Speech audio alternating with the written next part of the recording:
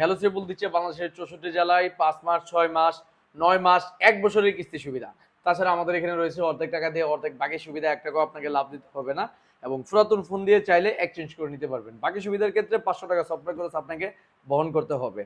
তো আপনারা জানেন আমাদের এখানে যারা আসে কেউ খালি হাতে যায় না, ইনশাআল্লাহ 100% স্মার্টফোন নিতে পারে এনআইডি কার্ড আর বিকাশ সিম নিয়ে আসলে। তাছাড়া আমাদের ভিডিও শেয়ার করলে কোনো না কোনো শিওর শট গিফট থাকে।